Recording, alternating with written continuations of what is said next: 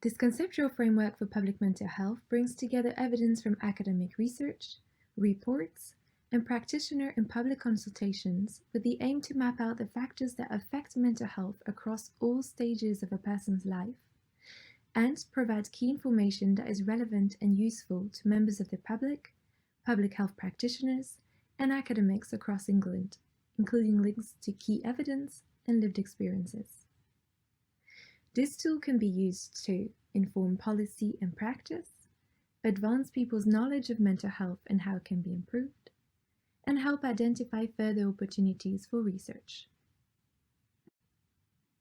The content of the conceptual framework for public mental health was produced by bringing together findings from 3 sources. First, published academic literature on the determinants and frameworks of public mental health, which was comprehensively reviewed and summarized.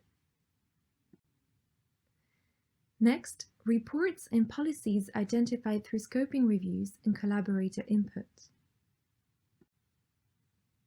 And finally, public and practitioner perspectives were obtained through stakeholder involvement, including mind mapping exercises with peer researchers from across England, which generated determinants that had not been identified through the literature searches, followed by workshops, an online survey, and additional consultations.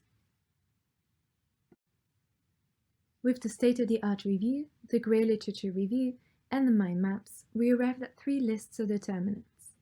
We compared these, looked at the overlaps, similarities, and differences, and then we synthesized them to obtain a list of 68 determinants.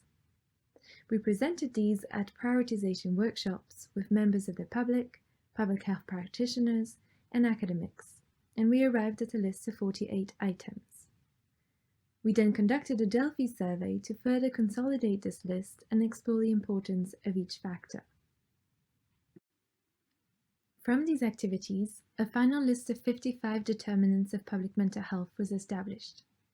We organized these into 4 domains: individual, family, community, and structural.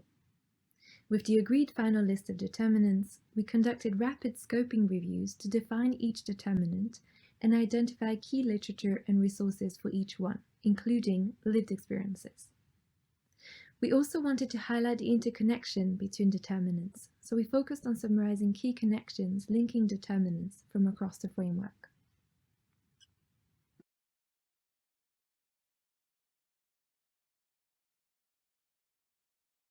Many months of work, I'm delighted to share the final conceptual framework.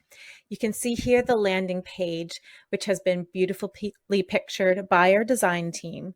If you click to enter, you can then explore the framework in more detail.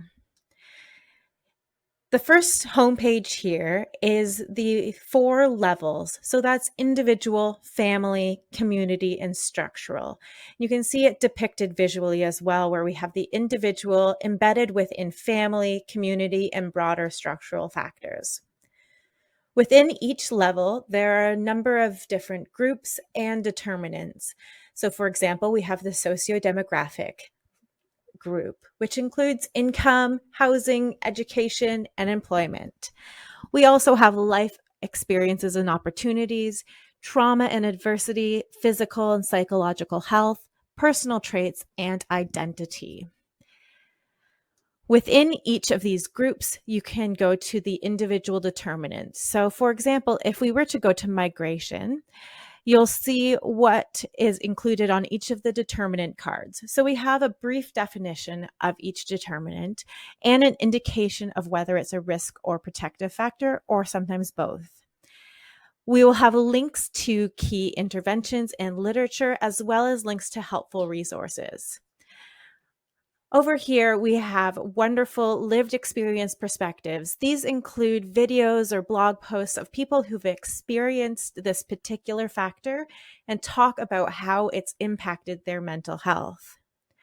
One of the really important things that we wanted to capture to some degree in this framework is how interconnected and interdependent the various determinants are. Migration is not the sole thing that would be impacting someone's mental health.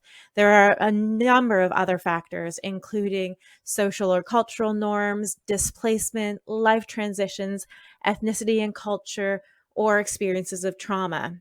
So we wanted to include these shortcuts so that you can quickly go to other topics that are related to the determinant that you're exploring.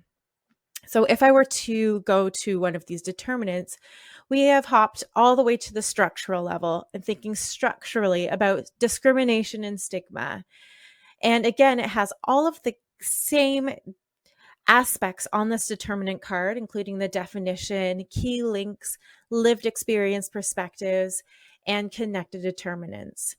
If you were to scroll down on any of the determinants, you can see some additional information, which includes some literature around the link from that particular determinant to mental health outcomes, as well as some key references. If at any point during an exploration you want to go back, you can go up to the group level, or you can go all the way back home to continue your exploration.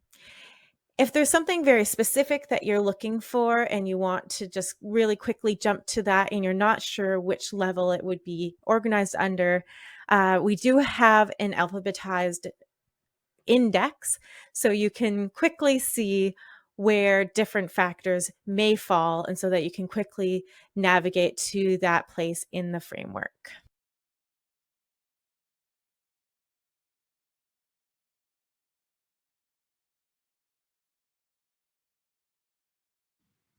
Since we have launched the conceptual framework for public mental health last October, nearly 1,000 different people from 42 different countries have used the tool for an average duration of 8 minutes. We have also received a number of comments from a range of stakeholders, including public health practitioners, academics, and members of the public.